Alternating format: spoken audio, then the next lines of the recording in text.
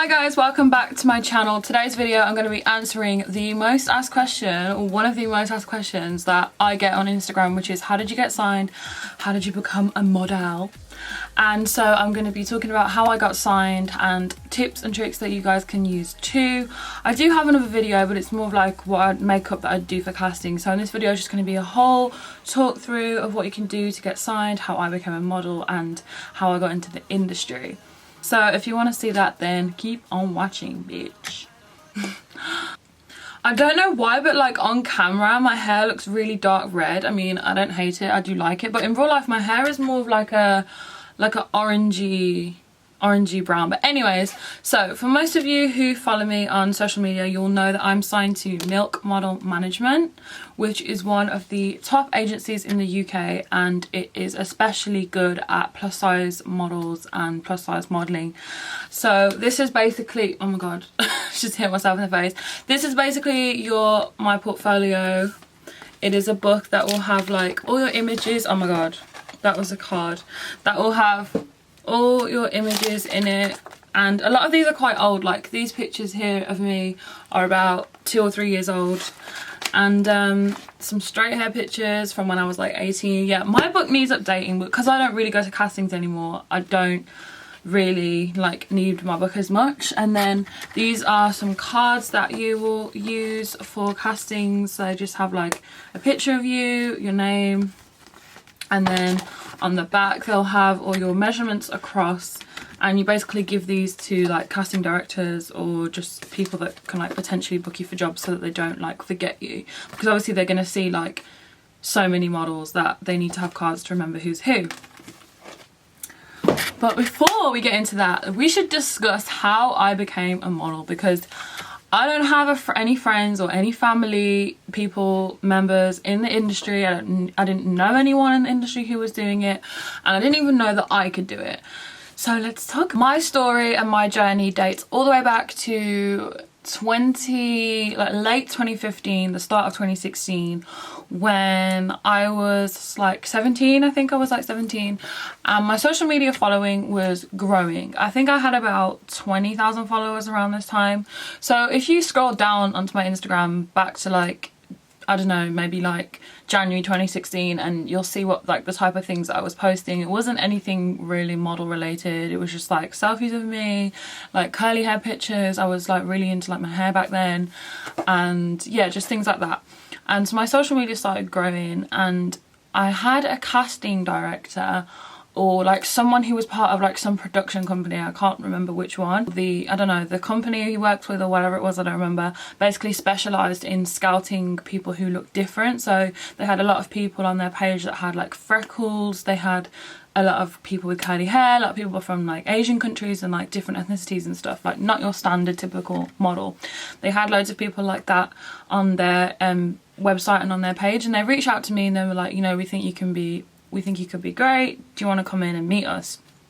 Now I was 17 at the time, living in Birmingham, still doing my A-levels, which we all know that they're not easy. A-levels are not freaking easy. I did English, history, drama and EPQ, so I had essays to write almost every day, and that shit was not easy, and modelling was not anything that I'd ever thought about or even like known was a possibility.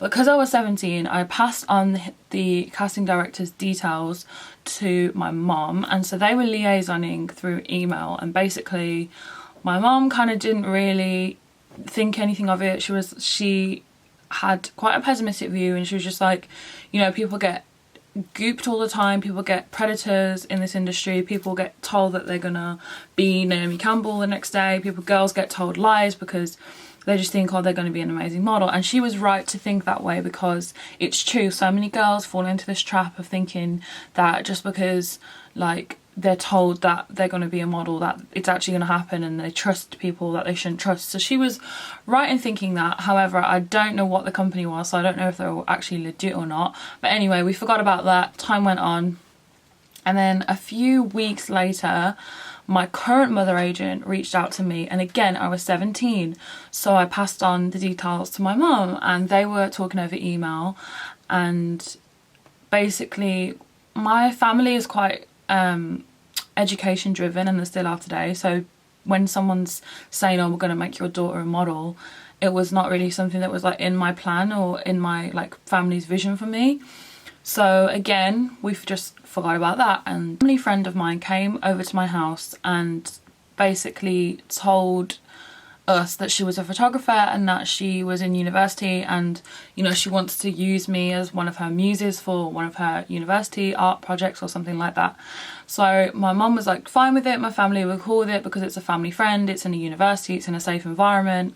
And that is something to note, guys, that you need to be really careful if people are saying like come and shoot with me, and you know, next minute you never know, you could have your top off, you could be sexually harassed, you know. So it was a trustworthy person, and yeah, so I went to the university, I did a shoot with her, and then other people in her university, I think it was like Birmingham City University at the time.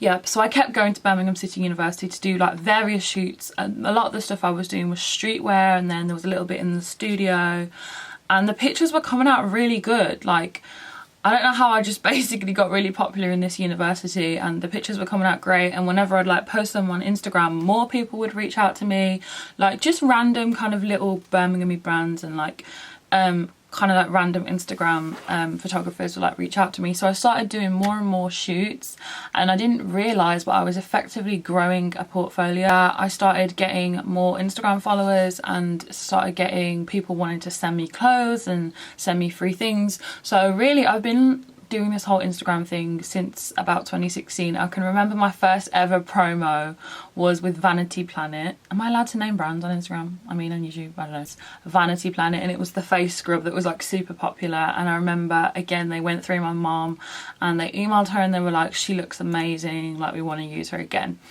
But you know, me and my family, like, we never really thought anything of it. I don't know why, because there were so many signs that we should have, but we just didn't. We're not that kind of like family, I guess. And then, so then my current mother agent reached out to me again, and they are like, we can see that you're doing amazing, we think you can be great. They start telling me all this stuff like, you're going to be in campaigns, you can be in billboards.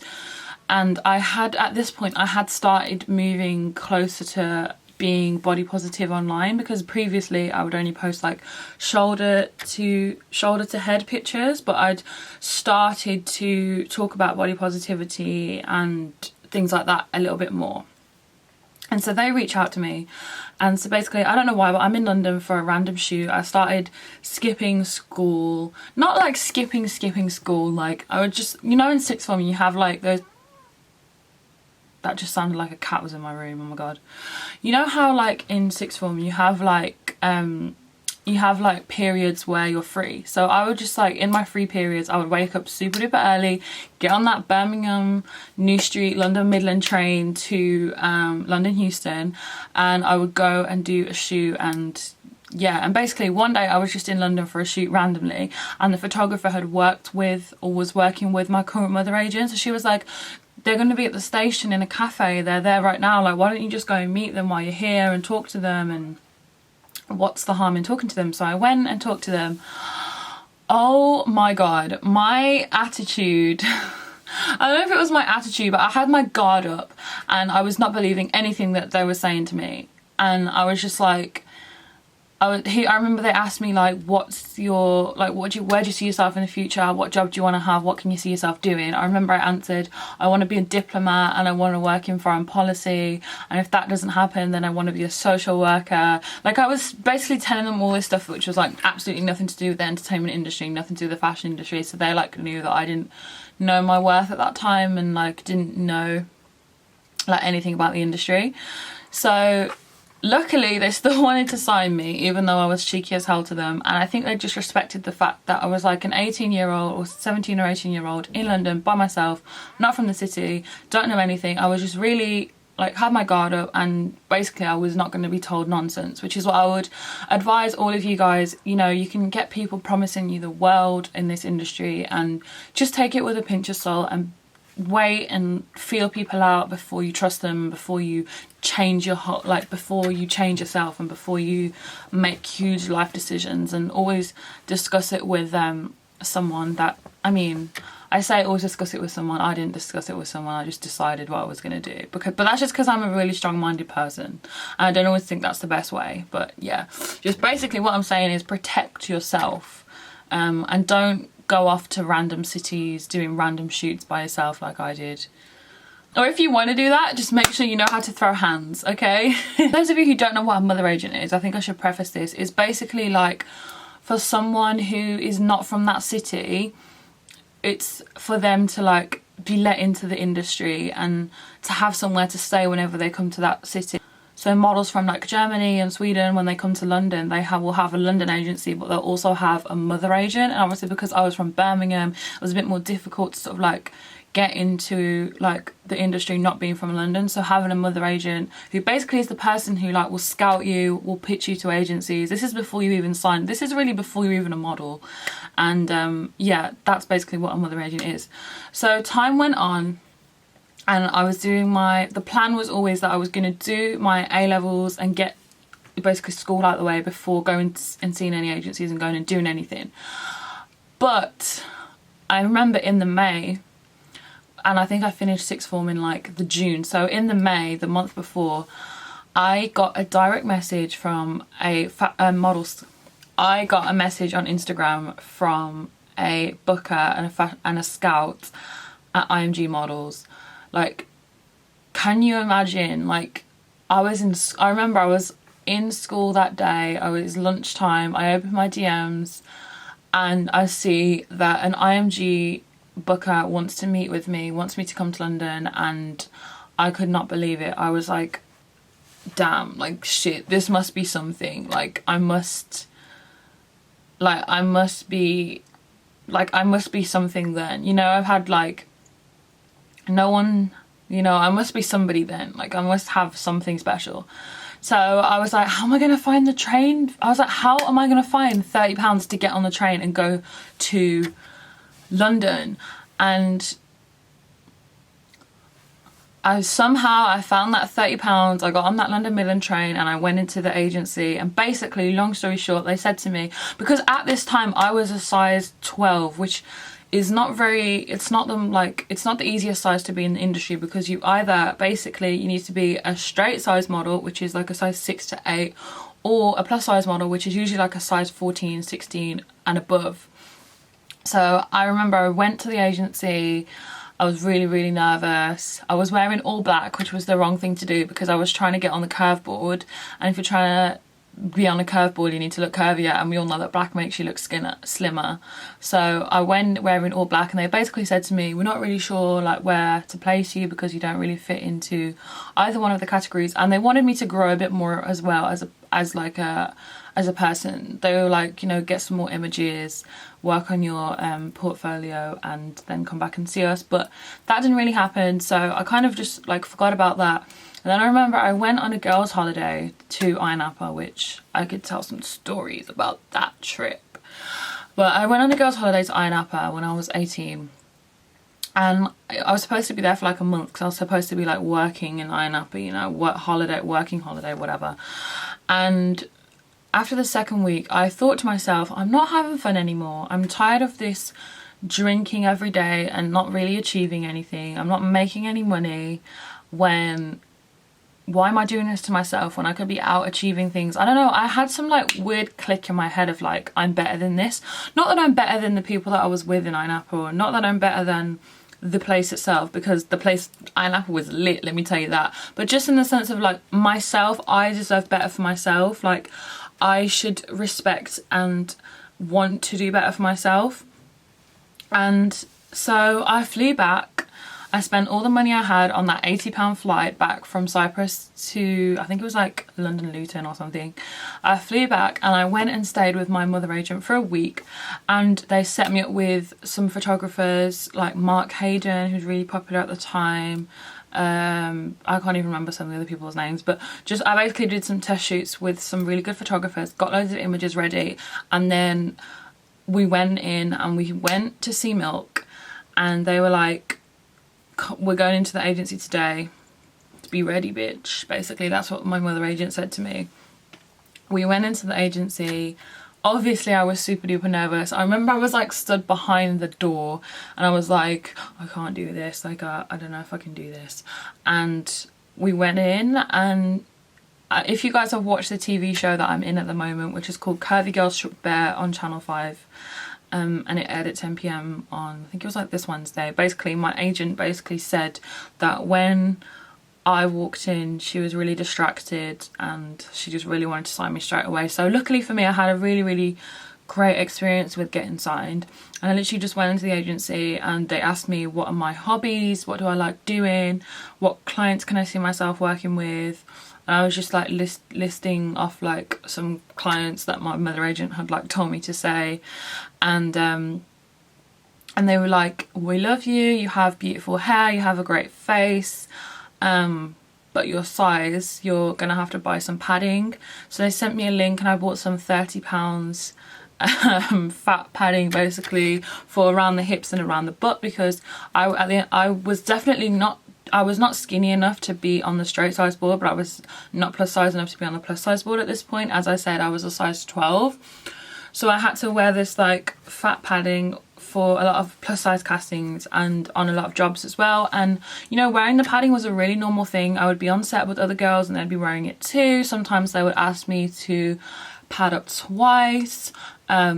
Sometimes they would have padding on set. It was just like a really normal thing. This was like 2 years ago where plus size modeling wasn't as common. I mean it was, but not on the mainstream scale that it is today. So they still weren't really booking actual plus size models at this point. It was just like they were just trying to fill a gap, and they would have padding on set like just in case they wanted the model to have wider hips or a wider butt, because we all know that an hourglass body is the one that is the favoured and the one that is basically the one that can make you more successful in this industry, unfortunately. So that is basically my story of how I moved to London, because I was moving to London for university anyway. So it just kind of went hand in hand with each other. And this is something that I really want to stress to people, is that I really want to stress is just because you sign to a modelling agency, just because you sign that contract, just because you put it in your Instagram bio, it does not mean your whole life is sorted and now you're a top model. You know, I think the hardest part is not getting signed. The hardest part is booking clients, booking consistent jobs and making a living and making that shmoney, honey. So, you know, there are a lot of girls that I know, they're signed to the big modelling agencies, and they're signed to them, but they don't necessarily work and they don't necessarily make money. So I think that you don't need to quit your whole life, you know, to be a model. I'm still in university. A lot of people have a side hustle. You know, in this society, in this generation, you do need to have something else that you're good at. And, you know, whether that be a hobby, or whether you're a model and you're growing your social media, like your YouTube, or whether that be you're an athlete as well, or you're in school still, you know, it is possible to make these things happen. And I have had to make so many sacrifices over the last 3 years, or like 2.5 years that I've been in this industry, which I'm not on the internet, that I might not actually talk about. So when people say to me, how did you become a model? I want to do it too, or I'm going to do it too, I'm going to be like you. As much as that is like obviously a flattering thing to hear and it's really nice, it's very difficult, and sometimes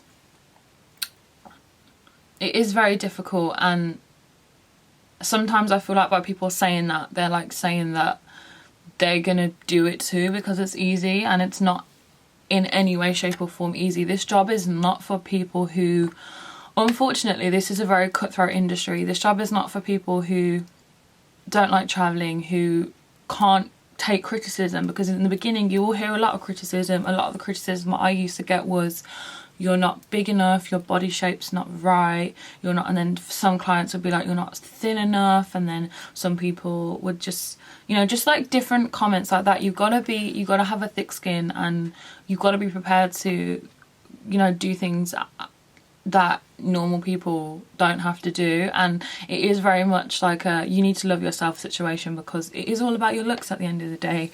And agencies, in my opinion, obviously I'm not a model booker, I'm not an agent, so I don't know, but from my experience and being very close with my agents and bookers, they're looking for people who have naturally just got it, you know.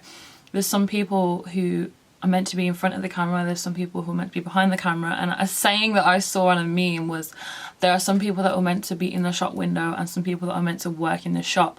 Unfortunately, as I've said, it is a very cutthroat industry. Some people have just got it and some people just haven't got it. Agencies are looking for people who don't need as much work anymore in this. I feel like they're looking for people who can just look good naturally. I think because Instagram and photography and beauty is so much more accessible to everyone these days, I think the standard of like how to get signed is a little bit higher. But then at the same time, when you're working in an industry where people who have rich moms, rich dads, famous parents, famous boyfriends, they are thriving, it makes the industry a little bit different. I don't know, I think I'm just going off on a tangent here, but I hope it makes sense, and I hope that, you know, anyone in this generation can be a model. Actually, no. You know, not everyone in this world can be a model, but anyone who is willing to try and put the effort in and has naturally got that like radiance can be a model. So yeah. When I first got signed, I didn't tell anyone that I wanted to be a model. I didn't even like, this is not something that I ever thought about in my life, so I didn't really like used to talk about it to people. But for so long I've been like embarrassed to say that I'm a model, because I think it makes you sound like you're vain. And then being plus size as well, people look at you and they're like, bitch, where? But that's for people who are closed-minded and don't actually know about the industry anymore, because the industry is changing. And I think that, you know, everybody is beautiful, every skin colour is beautiful. And you know, something I really hope for 2019 is that we see more black plus size women who are models, because we don't really see any at all, which is crazy, because black women are tend to be the curvier ones and the ones with the more hourglass bodies and the ones with the bigger butts, and yet they're the ones that are like the least represented. And I also really hope that we see some male plus size models. And I see so many things, like so many different comments on social media and interviews I've done and things like that, and it's like, well, what about the male models? And my answer to the people that, you know, keep putting this pressure on women to champion male plus size modeling is, women for years, for decades, have spoke out and said that we want representation. Plus size women have said, you know, we are beautiful too, why do we not have representation? And it's not the role of the woman. Like, why do we have to be the saviour? It's not our role to push men out there, it's their job. Why don't they get in front of the camera and start doing their own test shoots and growing their own following and doing things like that? And maybe that's the way it will come to the mainstream, which I really, really hope for, becoming a model, and how you can do it too. Grow your social media following, get some test shoots, portfolios, and you can send digitals into agencies. Digitals are front, back, sides, no makeup, wearing like jeans, like all black. Just Google like model digitals. You can submit them to agencies online, and you can go to like some walk-ins that a lot of agencies have. It's like when you just like, basically you just like go into the agency without having a meeting with them. You just like walk in and hope that they'll want to sign you. And then, you know, some people are signed at festivals and on the side of the road. My younger sister, she's beautiful, but she doesn't look like me though. She's beautiful in her own way, and she was scouted by Elite at a festival somewhere, and she got called in. They did some test shoots and took some images, but she's more of a tomboy, more of a footballer, so she didn't go along with it. But anyway, that tangent was just to say that you can get spotted anywhere that there's going to be agencies. There's a lot of like rumours, or like a lot of like things going around that model scouts spend a lot of time in Topshop, which is true, because there's always a lot of young girls in there, so you never know where you could be at what time. And what I've noticed recently is that if something's meant to be, it will just flow, it will go, you know. If it was meant to be, then God will just make it happen, and there won't be so many barriers, and you won't have to like force it. So yeah, so anyone who is looking to be a model, good luck on your journey. And thank you so much for watching this video. Please like, comment and subscribe, and please follow me on Instagram and social media, and let me know if you want me to do story time videos, because I'm really feeling to do some story times, you know. Like, I have a couple that I have in mind, and I really want to just like put the story out.